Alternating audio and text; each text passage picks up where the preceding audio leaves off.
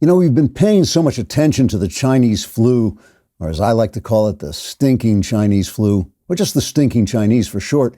But just because those communist Wuhanian bat eaters have destroyed the economy and chased everyone indoors, that's no reason we can't pause now and then and take a look at the other important news that's happening while we shelter in place. For instance, I have kind of a boil on my right side, just under my belt line. That's been bothering me. And there's a spider in the top right corner of my living room who's been spinning this elaborate web all day. I sort of feel like I should get a stepladder and a broom and kill the thing. On the other hand, it's something to look at, and if I kill him, I'll be stuck watching the Stephen Colbert show, which is like watching paint dry, which was actually kind of entertaining for the first 3 hours or so, but after that it was like watching Stephen Colbert. On the international scene, I got a letter from Poland yesterday, but it was actually delivered to the wrong address. And when I tried to read it, just to pass the time, it turned out to be in some kind of foreign language, which I guess is what they speak in Poland for some reason. In financial news, I can't find the $4 in quarters I've been carrying around ever since I was forced to pay the parking garage machine in cash and got all those quarters for change. Early reports of the change may have fallen out of my pocket when I was lying on the couch watching the spider. I'll have to get my wife to look under the cushions when she comes home. So that's the roundup of the other news not related to the stinking Chinese flu. We'll keep you up to date on the latest developments, like if I go outside or something. And that seems unlikely. Trigger warning, I'm Andrew Klavan, and this is The Andrew Klavan Show. I feel hunky-dunky, life is tickety-boo. Birds are winging, also singing hunky-dunky-doo. Ship-shaped, ipsy-topsy, the world is zippity-zing. It's a wonderful day, hurrah, hooray! It makes me want to sing. Oh, hurrah, hooray! Oh, hooray, hurrah! So we all know the left would like to see the coronavirus destroy President Trump, and we know that they'd like to use the crisis to blow up the size and power of government so all of us icky, ordinary people don't keep running around with all that freedom they hate so much. There are a couple of things that I'd like to see come out of this crisis, things that I already knew were bad, but that look much worse to me now. For instance, I hope this will bring about the complete and final destruction of the idea of open borders and unrestricted immigration. Canada is closing its borders, Germany too. They should keep them closed. And we should do the same. Trump was right about this, and I took it less seriously than I should have. If a nation doesn't have control of its borders, it's not a nation. But more than that, communities are fragile things. They're formed over slow time. I'm proud to live in a country where people of different races can all become Americans together. That's great. But it's complete insanity to think you can just throw huge shovels full of new people in and make them Americans instantaneously. Controlled immigration that slowly brings in people the country needs and allows time for the difficult business of assimilation is the only way our great experiment in multi-ethnic community can work.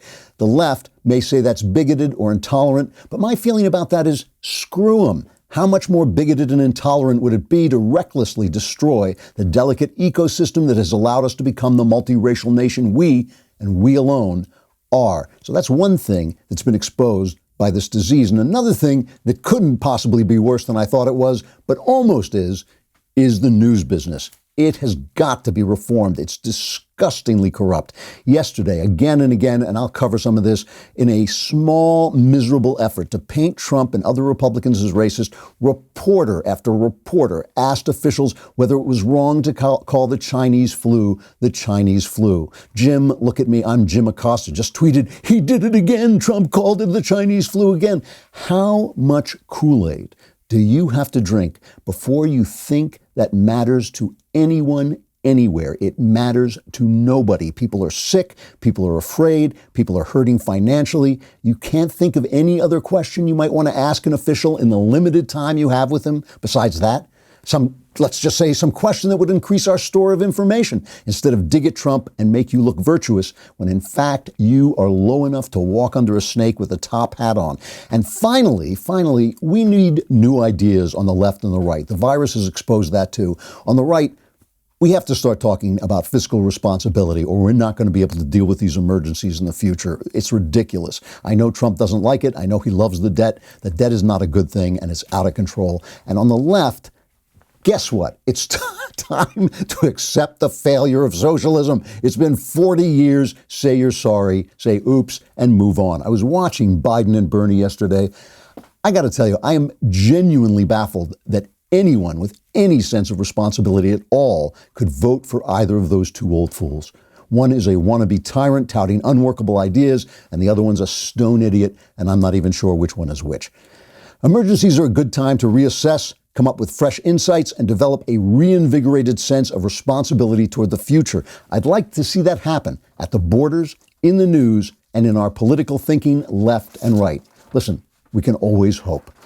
All right, we're going to talk about that and a lot of stuff. We're going to talk about some different ideas. But first, let's talk about LegalZoom. I love LegalZoom. Have you ever tried this thing? This is really, obviously they're giving us a break on taxes and when we have to pay our taxes. But taxes are still going to be around even during this emergency. So you want to make sure you get those things right and save money while you're at it. That's why you should lean on LegalZoom. LLCs, DBAs, S-Corps, they all mean different things when it comes to paying taxes and limiting your personal liability. There's a lot to think about. But with LegalZoom, you don't have to worry about doing all the legwork yourself to find the right answers. They have a ton of resources to help, including their network of independent attorneys and tax professionals. They'll provide the advice you need to ensure you're operating your business the way you want to. And since LegalZoom isn't a law firm, you'll save time and money while avoiding hourly fees. Whether you need to incorporate, form an LLC, or set up your business another way, use LegalZoom to maximize your business's potential and make your accountant happy. And if you haven't ever gone on there, it's an incredibly easy website to use. Go to LegalZoom.com today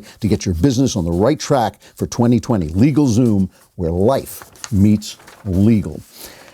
So yesterday, I took a hike, and in the local canyon, I had been indoors for 3 days, and I needed to get some exercise.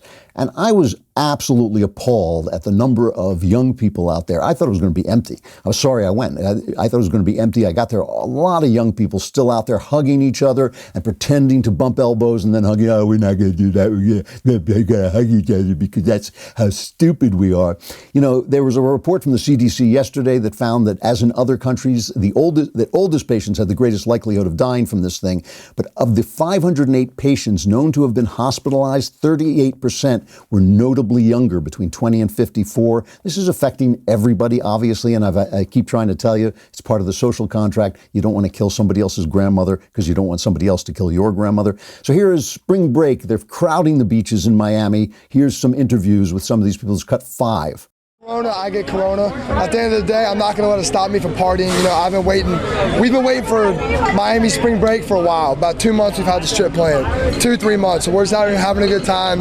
Whatever happens, happens. It's really messing up with my spring break.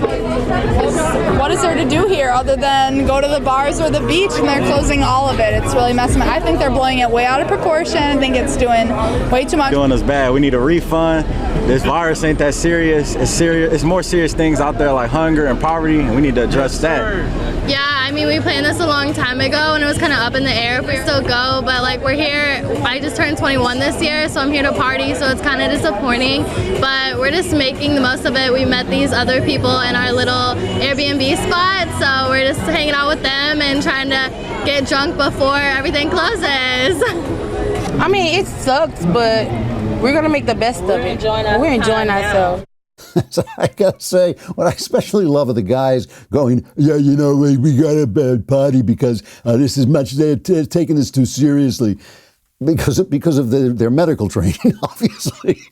It's because of their schooling and their education. And these are the same guys. These are the guys who are going, yeah, Bernie, communism sounds good. What a good thing that is. These are the same guys.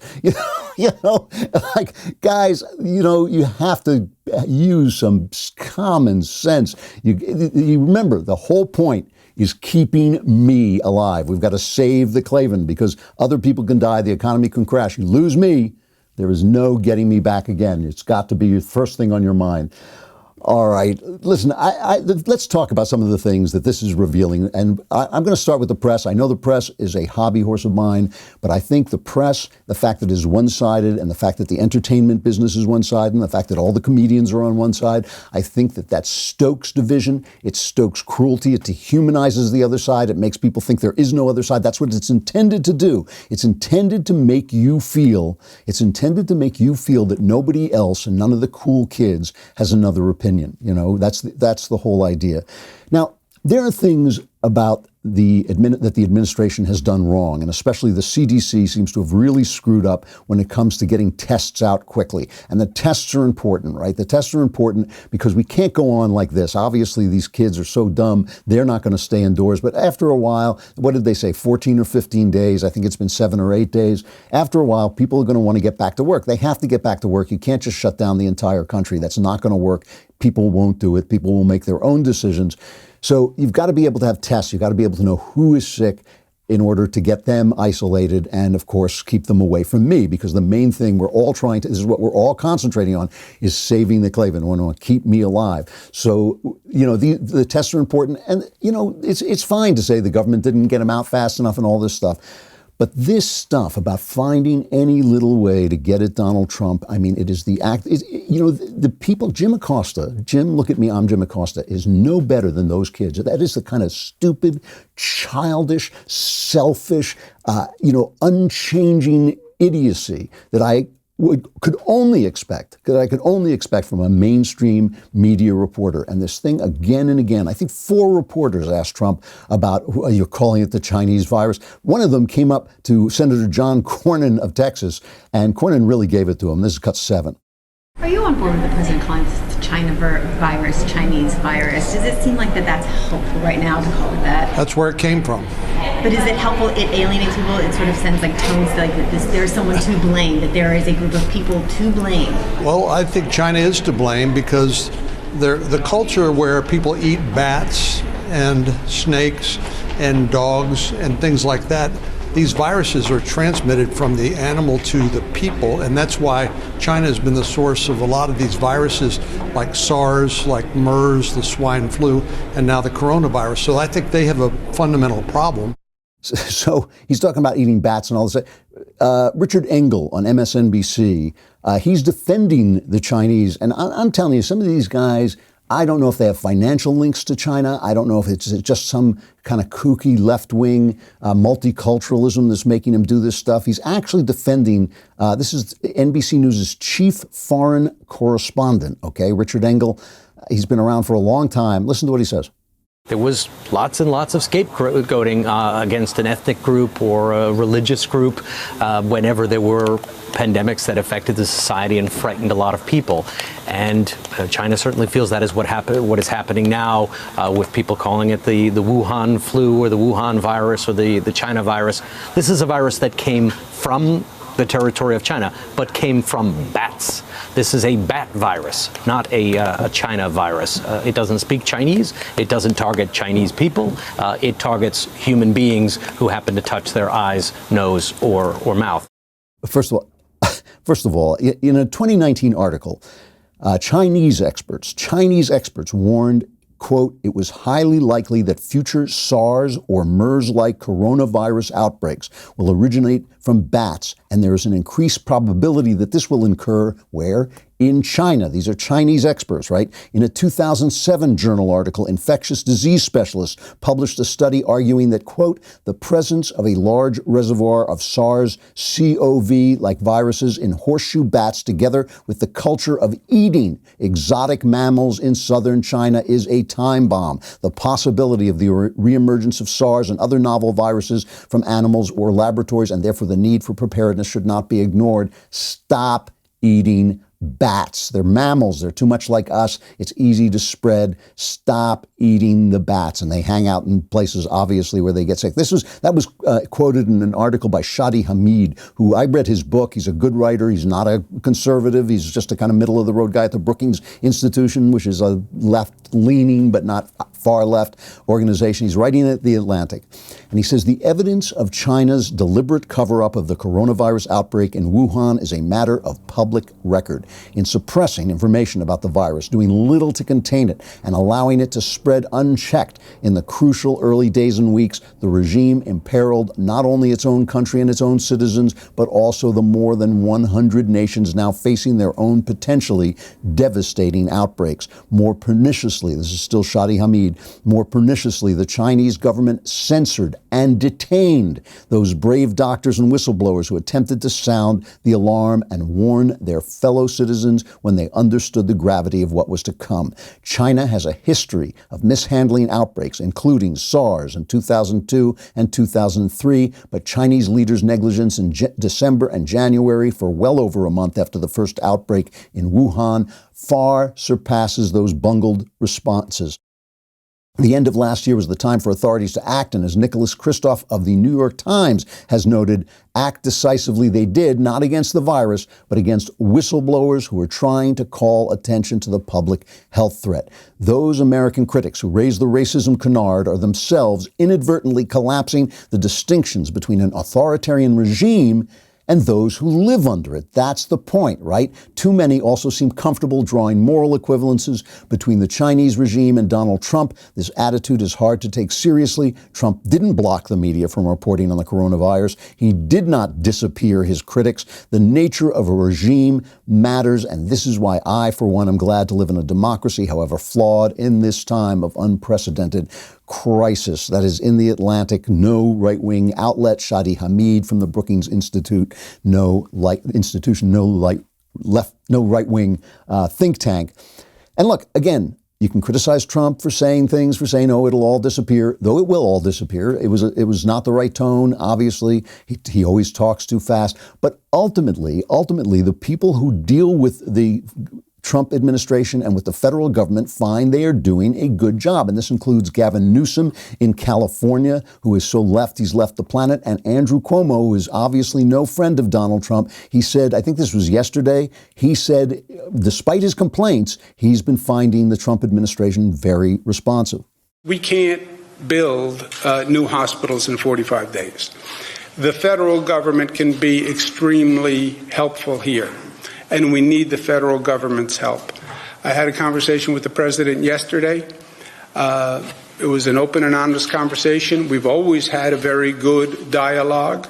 Even when we don't agree, we've always had a very good dialogue. But the president and I agreed yesterday, look, we're fighting the same war, and this is a war, and we're in the same trench. And I have your back, you have my back, and we're going to do everything we can for the people of the state of New York. And the president agreed to that, and I agreed to that, and his actions demonstrate that he is doing that. So, and that's what's really happening. Here's the tone of the press. It's cut 10, I think. More people are sick in America tonight because Donald Trump is president. More people are dead and dying in America tonight because Donald Trump is president. This crisis seems to have been designed to bring out the worst of Trump. Do you think it's cost people their lives? When he's saying don't test people because then the number of cases will go up, I mean, that's Chernobyl level gaslighting. I mean, when coronavirus broke out in China, people said, this is China's Chernobyl. Actually, it's Donald Trump's Chernobyl. You've called this his Chernobyl. What the Iran hostage crisis was the final year of Carter's presidency. This may be Donald Trump's Katrina. Looks like a Hurricane Katrina moment. What happened to Katrina? That's where we are now. An event like this, just like with Katrina, I mean, you think back to Katrina, it does harken back to Katrina. They just can't stop themselves, but here is Trump's response earlier today. You're actually sitting too close. We should probably get rid of about another 75, 80% of you. I'll have just 2 or 3 that I like in this room. I think that's a great way of doing it.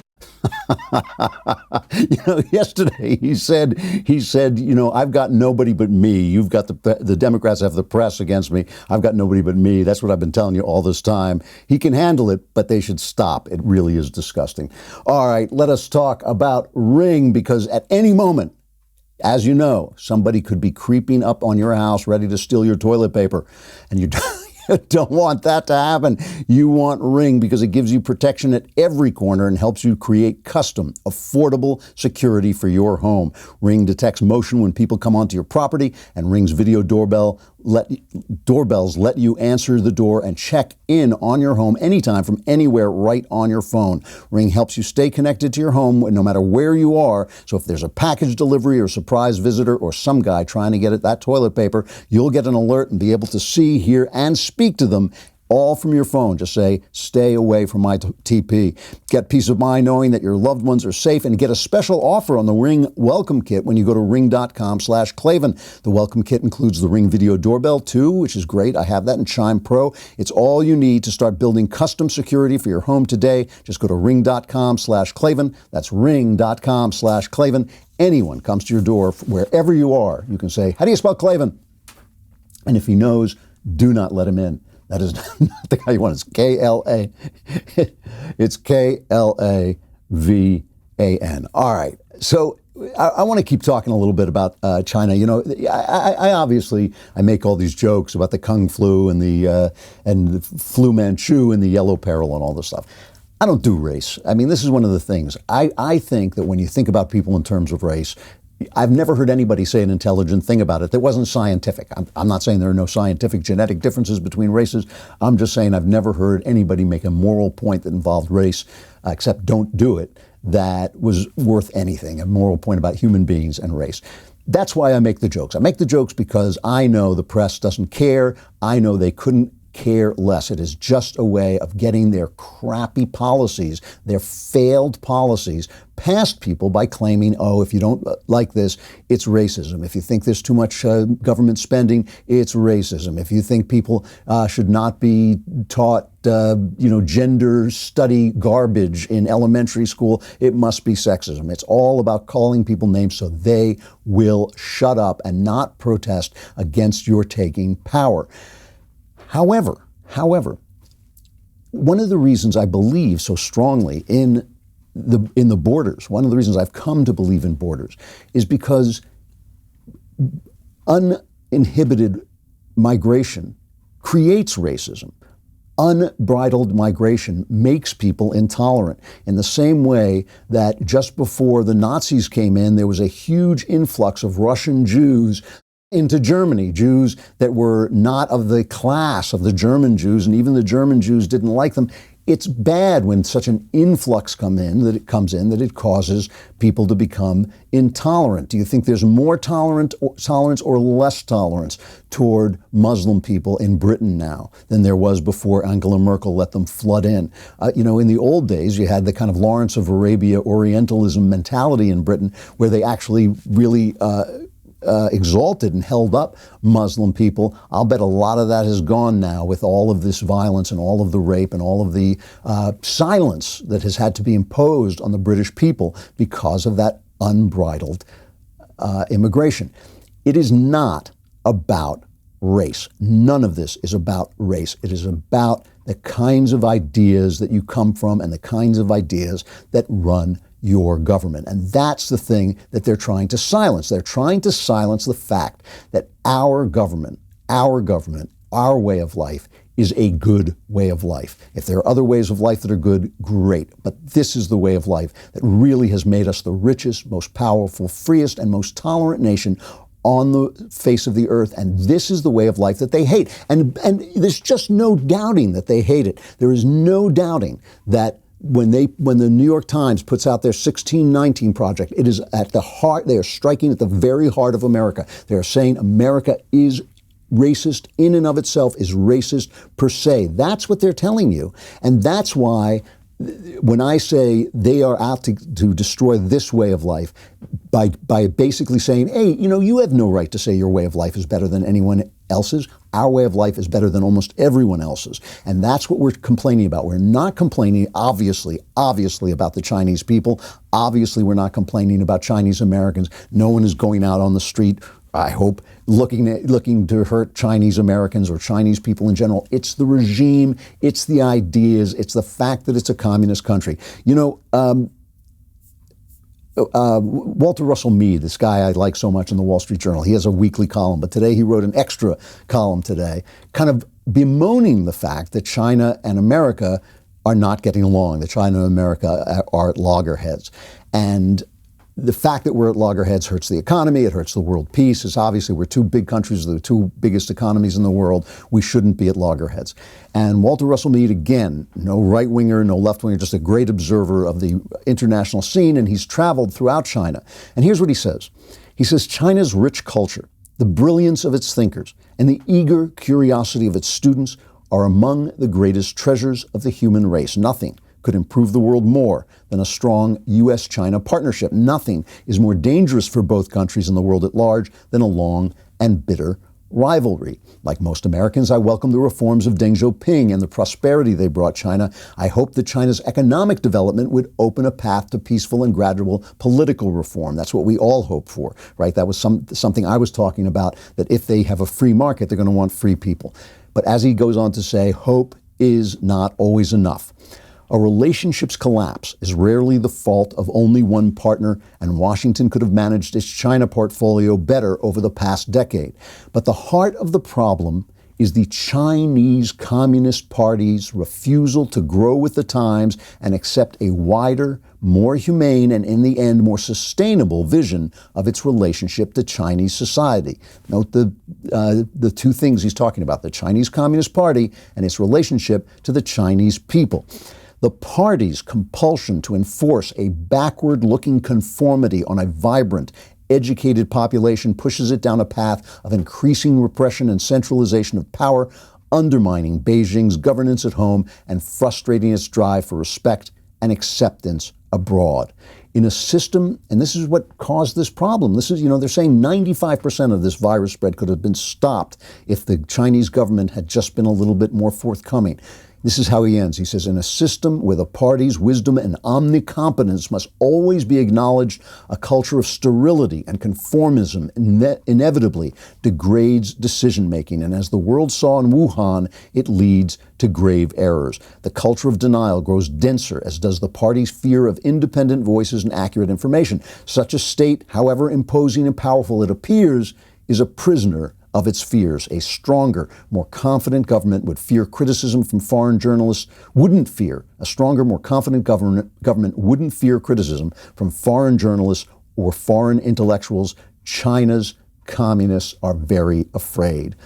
While Bernie Sanders is pushing communism on this country, and there's no point in talking about Democrat socialism. First of all, this magic word democratic doesn't change socialism, right? It remains socialism. If you vote in slavery, you're still a slave. So that doesn't matter at all. But he's still pushing this communism while all the world sees it failing every single place. When does that stop? And this is when I say we need new ideas. This is some of the stuff we need. I want to show you, this is why it's ridiculous. Marsha McCallum had Simone Sanders, a Bernie Sanders spokesperson on, and she's pushing this stupid idea too because they've got nothing, because Trump is doing a good job, as Andrew Cuomo said. He's doing a good job, so they got nothing but this nonsense. And here is Marsha McCallum just stopped her dead in her tracks as she was complaining about what Trump had said. Instead of pointing fingers, instead of talking about poll numbers, let's be serious. Let's just talk about what we can for a get second done. here. The MERS virus. MERS virus is MERS. Do you know? Wait a minute. Do you know why it's called MERS? Why is it called MERS? That virus. You tell me, Martha. You brought it up. Because it's called the Middle Eastern Respiratory Syndrome, because that's where it originated. So this idea, this sort of rabbit hole of getting into this whole issue of racism, I just think is so counterproductive to what we're trying to do here. And I just talked to this amazing scholar on China moments ago who said absolutely China at the leadership level has tried to obfuscate and be everything but transparent since the very beginning. They lied and lied and lied about this situation. So why is it not okay to recognize where it originated? This is not about if China has been forthright and forthcoming. The reality is, yes, it is. That's exactly what it's about. Everything is about ideas.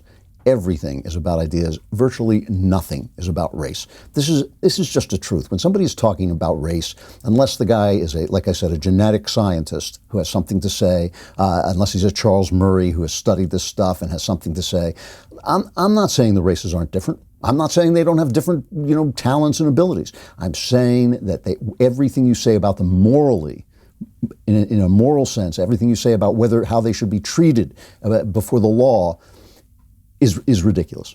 you just got to stop. You got to not do race, but you have to do ideas because it's ideas that shape everything. They shape everything. And so what we're talking when we say the Chinese flu, first of all, we're calling it the Chinese flu because you call these things where they come from. I've heard, I didn't look this up, but I heard that on Wikipedia, they changed the name of the Spanish flu to gaslight us basically in real time. They changed the name of the Spanish flu so they could keep this narrative going about the Chinese flu. This is what people are worried about while people are dying. This is what the mainstream media is worried about while the economy is crashing. This is what the mainstream media is worried about while people are lying in hospital beds trying to breathe.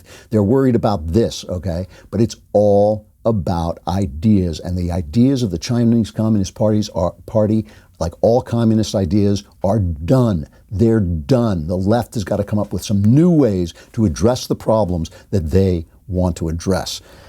All right, we've got to take a break, but first let's talk about, the Klavanless weekend is coming up, so we got to make sure that you get as much Klavan-y goodness as you possibly can, and one way to get that is on tonight's All Access Live. You should head over to dailywire.com and check it out. Jeremy Boring and Ben Shapiro kicked off Monday evening. Jeremy and Michael Knowles followed up on Tuesday night, so you can skip that. And Matt Walsh was last night, and I'll be doing the episode the rest of the week. They go in at 8 p.m. Eastern, 5 p.m. Pacific, and tonight I will be the one who is on. All Access Live is a lot more relaxed than our regular programming. It's less focused on bringing you news and information and more about hanging out at the end of a long day, especially now that we're all stuck on our couches. This show is actually intended for our All Access members, but in order to help us all feel a little less lonely, we accelerated the launch and opened it up to all of our Daily Wire members for the time being. So please let us know if you like the show and what you would like to see more or less of. We already know that, but let us know anyway. So if you're around at 8 p.m. Eastern, 5 p.m. Pacific tonight, join me on the All Access Live show over at dailywire.com to watch the live stream and join the chat. We'll sit around and keep each other company during this stressful time. Come on over to dailywire.com and subscribe.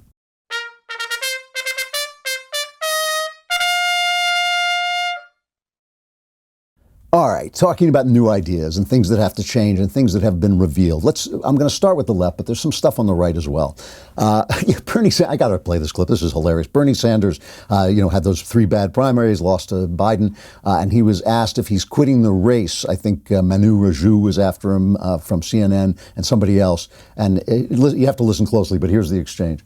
What are you saying to your supporters? There have been all this flurry today. Can you say to you? Some of what was said is just untrue. We sent out a statement. What's your time frame? I'm going to stop with this. I'm dealing with a global crisis. We're dealing with it, and you're asking me these questions, right? You're running for president, so... Well, right now I'm running... Right now I'm trying to do my best to make sure that we don't have an economic meltdown and that people don't die. Is that enough for you to keep me busy for today? I'm dealing with it's like this cranky old man. But also, that's the temperament of a guy who's going to be elected president. That it's ridiculous. But the thing about the left is it's not just the fact that they've got these 2 old men, one an old communist who hasn't changed his ideas since like Lenin got on the train. That's one. And the other is this guy who is just, he has lost it. He is losing it as we watch. His wife is leading him around, pulling him off stage when he's done. He doesn't know where he is half the time. He doesn't know he can't put an English sentence together. The reason those two, a lot of people say, well, is it sexism? Is it racism that the 2 old white men? Don't do race. Don't do race. If you leave race out of it, you can see what it is. It's 2 old men because their ideas are old. They're talking about ideas that have failed every single place. And a lot of times they'll look around and they'll look at Denmark. They'll look at Scandinavia, basically. Oh, it's the gold standard. Scandinavia. Oh, it's so wonderful. And I think to myself, well, there's a lot of things wrong with this. Scandinavia is still a largely homogenous culture. And in a homogenous culture, everybody's kind of working together more. It's part of the difficulty of assimilation, right? Part of the difficulty of assimilation is bringing people from other races into your creed and under your umbrella and getting everybody to work together. It can be done, but it has to be done in a delicate ecosystem. It has to be done slowly. It has to be done allowing time for assimilation. That's why you control your borders, not to be a bigot, but to maintain a country that is less bigoted than than any other. But in these homogenous countries where everybody looks exactly alike and is exactly alike and comes from the same culture and has the same history, it's easier for them to work together and not take advantage of welfare systems. That's one thing. But the other thing is, while they're watching about, oh, how happy people are in Scandinavia, ask yourself some other stuff. Are they as creative as we are? Are they as rich as we are? Are they as powerful as we are? Can they defend themselves if Russia or China, for instance, invades? No, they're depending on us. They are living off our dime.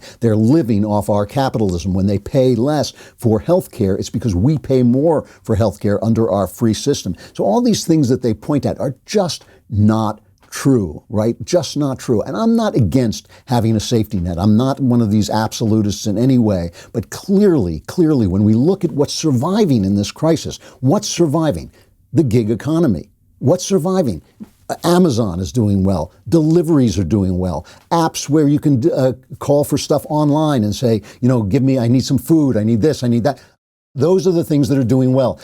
Everybody on the left has tried to stop those things. In California, they virtually have made some of these things illegal. The gig economy grew up in an almost black market that had to exist outside of regulations. All those licenses that they make taxi drivers get completely destroyed, completely became worthless when Uber started. So what do? They try to ban Uber. They try to not let Uber in the airports. Why not get rid of the system, the sclerotic system that wasn't working? It's capitalism that keeps things alive. We can see it now in front of our eyes. We can see it in front of our eyes. Now, on the other side, on our side, we need some new ideas too. Donald Trump is a kind of eccentric guy, obviously, and a guy with flaws, and we've always talked about this, but in his eccentricity, he has seen some things in an original way that other politicians didn't see. He saw that China was a problem. He saw that before anybody. He saw the border had to be addressed. He saw that before anybody, when nobody wanted to address it because everybody else was afraid of being called racist, because that's what they do, race, because they don't want to talk ideas, because their ideas stink. That's why. That's why they keep talking about race. Every time they open their mouth and say, you called it this instead of that, you're a racist, you're a sexist, it just means shut up, because if we talk about our ideas, our leftist ideas will fail. So Trump broke through that, and good for him. That's a wonderful thing that he did. What he didn't bring is he didn't bring a new philosophy to bear. And what's been happening, the amazing thing that's been happening is just around his success, a new philosophy is growing up, a philosophy that is less concerned with old ideas on the Republican side than it used to be. You don't hear people really worrying as much about gay people. You don't hear them worrying as much about racial questions and all this stuff. They just want to get things done. They're kind of modeling, it's a party now modeling itself on Trump's fixer mentality. The problem with a populist movement, and we see this in California, where they can vote on almost every law unless it violates political correctness, and then the courts strike it down your vote. But where you can vote on every law, people want everything, but they want to pay for nothing. That is the way large masses of people think. Remember Men in Black? A person is smart, but people are stupid. And that is one of the things that happens. That's one of the things that's happening with Donald Trump. Donald Trump keeps promising he's not going to cut entitlements. He's not going to cut Social Security. He's not going to cut Medicare. All these things he's not going to cut. We have to start reorganizing this stuff. Paul Ryan was right about this. It was conservatives who chased him out because he wasn't good on immigration, but they were wrong, because Ryan was a decent man, but also one of the few politicians to address the debt and address the need for reforming entitlements. Entitlements have gotten out of control, and the debt has gotten out of control. And now you've got Donald Trump saying, well, we need $1 trillion relief program for people who are suffering from this thing. And maybe he's right. Maybe we do need $1 trillion relief program. We certainly need relief in a big hurry because the economy is shut down and many people are suffering. But how many times are you going to be able to go to that well and get that $1 trillion if we're in debt forever? It's just not going to happen. Rand Paul, he virtue signals sometimes, and sometimes he says things when he's just spitting into the wind. But he made this speech talking about his amendment to this, his useless and never to be had amendment to the spending bill. I rise in support of my amendment to pay for this economic stimulus package by removing less important spending from elsewhere in the budget. I would ask every American, If you were faced with a personal crisis and how to spend extra money, and you had to spend extra money on food and medicine, money that you had to borrow from a relative, wouldn't you prioritize your resources and immediately stop loaning money to friends overseas for their children to go to, for example, space camp? Wouldn't you stop funding clown colleges in Argentina? If you had a true emergency like this pandemic, wouldn't you stop building roads and gas stations in Pakistan? If you had a true emergency like this corona pandemic, wouldn't you immediately stop spending money studying why drunk people fall down more than sober people? I ask my colleagues to stop wasting money in this time of crisis. Stop being a rubber stamp for wasteful spending. Yeah, well, that's not going to happen now. And there's no, they keep saying there's no political appetite for it, but that's what leadership is about. We need leaders like Paul Ryan who are going to step on this third rail of politics. Christopher Caldwell has a spectacular piece in the Claremont Review of Books, this issue, which I think is already online, talking about really giving it to Ronald Reagan and talking about the fact that Reagan deepened the debt in this country in order to pay the money for Lyndon Johnson's Great Society while stimulating the economy. So in other words, cutting taxes was the right thing to do, and the economy was so bad then. It was so bad. I can remember it. There were gas lines, there was inflation, there was stagnation, there was everything going wrong. Reagan had to act. He did act. He cut taxes. He made a revolution, an economic revolution. But he didn't reform entitlements. He himself said this was a failure to cut the size of government. And because of that, we started on this road of debt where everything is great until everything is not great. And that's the thing. The debt, it's just like if you borrowed it. For a while, you'd be flush. You'd be living high off the hog. Everything would be great. But eventually the bill comes due. And we have got to start talking about this on the right again. I know a lot of people love Trump, and I know Trump has been doing a really good job in a lot of ways. But this is something that somebody's got to get to him about, especially if he wins re-election, which God, let's hope he does. All right, a final reflection. I have to talk about this. I got to play a couple of things.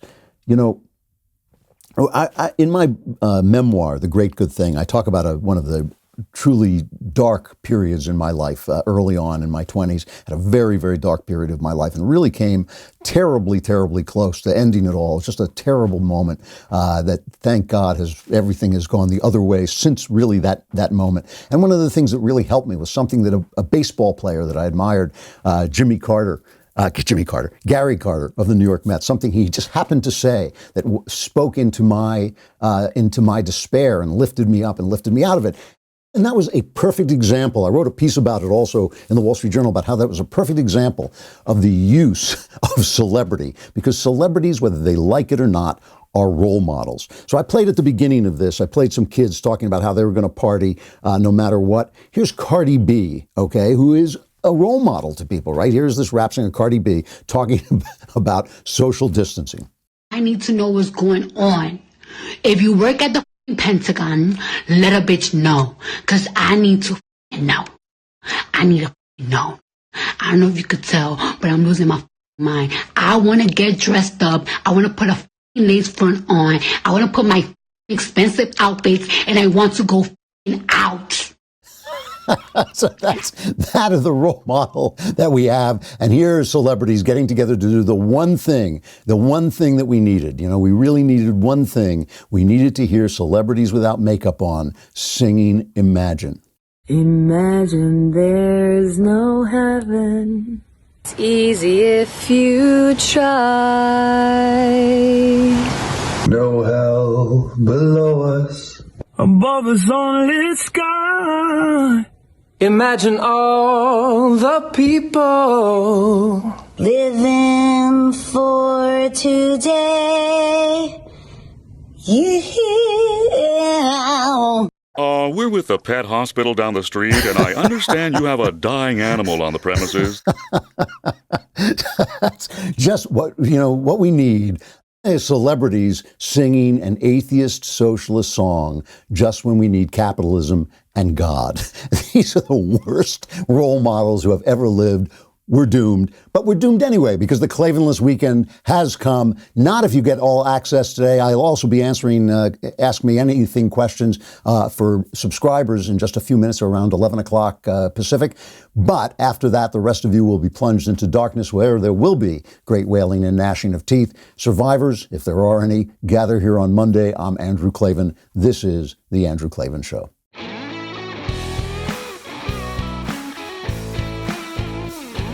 The Andrew Klavan Show is produced by Robert Sterling and directed by Mike Joyner. Executive producer, Jeremy Boring.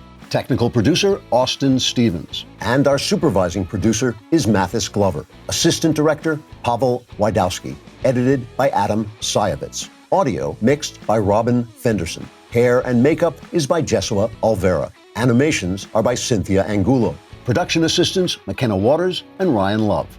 The Andrew Klavan Show is a Daily Wire production. Copyright Daily Wire 2020.